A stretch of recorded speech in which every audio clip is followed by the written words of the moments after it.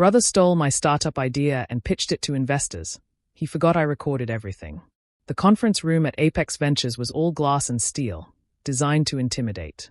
Through the floor-to-ceiling windows, Silicon Valley sprawled beneath us like a circuit board. Inside, my brother Aaron stood at the presentation screen, his hand gesture confident as he clicked through slides I recognized down to the pixel, because I'd designed them. My name is Evelyn Zhang, and I sat in my car in the parking garage, watching the live stream from the microcamera I'd planted in Aaron's laptop bag 3 months ago, when I first suspected he was stealing more than just my snacks from the fridge.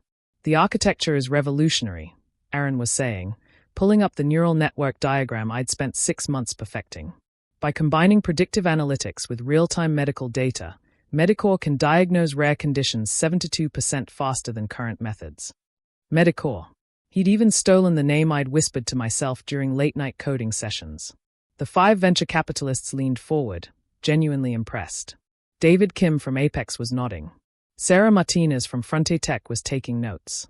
They were eating it up, every line of code, every algorithm, every breakthrough I'd achieved while Aaron was playing video games in the next room, telling our parents I was wasting my time with unrealistic dreams. The beta testing results, asked Kim. Aaron clicked confidently to the next slide. My beta testing results from the 3 hospitals I'd secretly partnered with. 94% accuracy in early detection. We've already had interest from Cedars-Sinai and Johns Hopkins. The word burned even through the laptop screen. I picked up my phone and texted my lawyer, Diane Walsh. There at the funding slide. Time to move. Aaron was building to his climax. We're seeking $2 million in seed funding for a 20% stake. With this investment, Medicore will revolutionize preventive medicine. That's a compelling valuation, Martinez said. How quickly can you scale? The code is production ready, Aaron replied smoothly. My team has been working on this for 2 years. His team.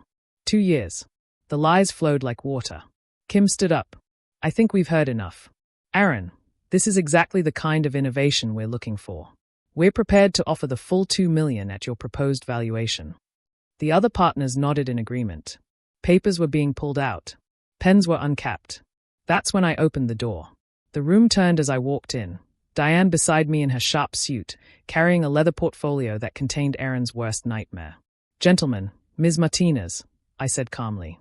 Before you sign anything, you should know about the patents I filed last year.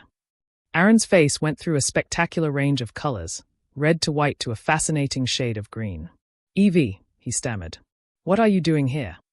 Protecting my intellectual property, I replied, pulling out my phone. You might want to sit down for this. Kim looked between us, confused. I'm sorry, who are you? Evelyn Zhang, Aaron's sister, and the actual creator of everything he just presented to you. That's ridiculous, Aaron sputtered. She's just jealous. I held up my phone. January 15th, 2:47 a.m. I pressed play. Aaron's voice filled the room, recorded crystal clear. Evie's asleep. Perfect time to copy her files. God, this code is brilliant. She'll never know I accessed her GitHub. The investors exchanged glances. Aaron lunged for my phone, but Diane stepped between us. There's more, I continued, swiping to the next recording. February 3rd, 11:15 p.m. This time it was Aaron on a call with someone. Yeah, I got it all. Every line of code, every design doc. My sister's too trusting. She actually believes I'm supportive now. By the time I pitch this, she won't even know what hit her. Those are fake, Aaron said desperately. She's using AI to. The patent office didn't think so, Diane interrupted, opening her portfolio. Patent number 11,483,291. Filed 14 months ago.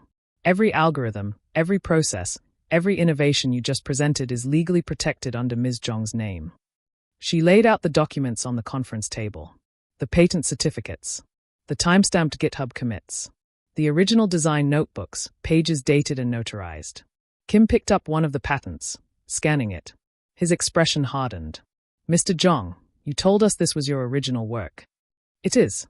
We worked on it together. Really? I pulled up my laptop, projecting onto the screen Aaron had just been using. Let's look at the commit history. The GitHub repository appeared, showing thousands of commits, all under my username. Aaron's account had 0 contributions. But that proves nothing, Aaron tried. She could have. I clicked on a commit from 8 months ago. This one's interesting. See the comment. Aaron said this would never work. Proving him wrong, one function at a time. Martinez was scrolling through her phone. I'm looking at your LinkedIn, Aaron. It says you're a serial entrepreneur, but lists no technical skills. Evelyn's shows a master's in computer science from Stanford and 3 years at DeepMind. The room was closing in on Aaron, but I wasn't done. The hospitals you mentioned, I said to Kim. Cedar Sinai and Johns Hopkins. Would you like to call Dr. Patricia Chen at Cedar right now? She's expecting your call. She's only ever worked with me. Kim was already dialing. The speakerphone crackled to life. David, I was wondering when you'd call. Evelyn told me her brother might try to pitch our collaboration as his own. I hope you didn't fall for it. Aaron slumped in his chair as Dr. Chen continued. Evelyn's been our sole contact for the Medicore project. We don't even have an Aaron in our system. After Kim hung up, the silence was deafening.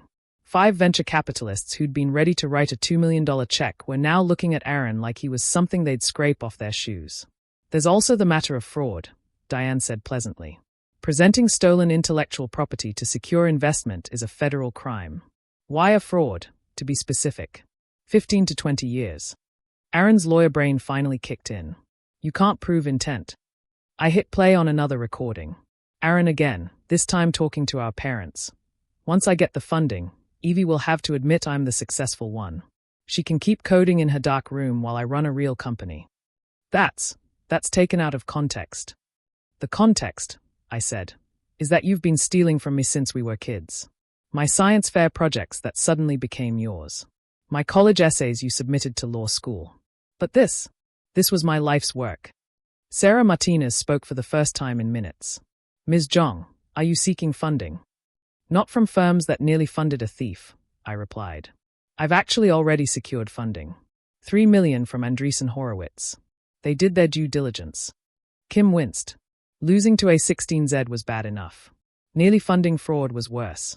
We'll need to review everything, Kim said stiffly. Mr. Zhang, you should leave. Now. Aaron stood on shaky legs. As he passed me, he hissed, You destroyed me. No, I said calmly. You destroyed yourself the moment you decided my dreams were yours to steal. He left, his grand pitch ending not with a handshake but with what would likely be a criminal investigation. The door clicked shut behind him. Kim cleared his throat. Ms. Zhang, we owe you an apology. And frankly, we owe ourselves better due diligence. You might want to run background checks, I suggested. Aaron's been disbarred in California for 2 years. Something about misappropriating client funds. The collective groan from the partners would have been funny if it wasn't so pathetic. As Diane and I left, Martinez caught up to us at the elevator. Your brother, she said carefully. He won't take this well. He'll survive, I replied. He always does. Falls up, lands in someone else's success. But not mine. Not anymore. The elevator doors opened, and as we descended from the Temple of Venture Capital, I thought about the text I'd gotten from our mother that morning. Be nice to your brother today. He's nervous about his big presentation. I'd be nice. I'd let him present. I'd even let him get to the funding offer. The humiliation was more complete that way. 3 months later, Medicore launched to rave reviews. TechCrunch called it the future of diagnostic medicine. The Stanford Medical School invited me to guest lecture. 60 Minutes did a profile on young founders changing healthcare. Aaron wasn't mentioned once. He tried to sue me for sabotaging his opportunity. The judge threw it out in minutes, especially after reviewing the recordings. He then tried to claim we were partners all along. The complete absence of any documentation supporting this claim didn't help his case. The last I heard, he was living with our parents, telling anyone who'd listen that I'd stolen his idea. Our parents, always eager to baby their firstborn son, believed him. They called me cruel, vindictive, jealous of his success. I changed my number. Medicore has saved 43 lives in its first year of operation. Early detection of rare cancers, genetic conditions, autoimmune disorders. Each case a vindication of every late night, every line of code, every moment I spent building something real while Aaron was building castles in other people's sand. He emailed me last week from a new address, since I'd blocked all his others. The subject line, we could have been partners. I didn't reply, but if I had, it would have been simple. We were never partners. I was the architect, and you were just a thief with a good suit and bad conscience. The recording devices were eventually discovered by Aaron 3 months after the failed pitch.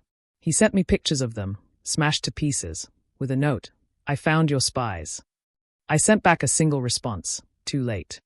Because that's the thing about stealing someone's work. You might take their code, their designs, even their dreams.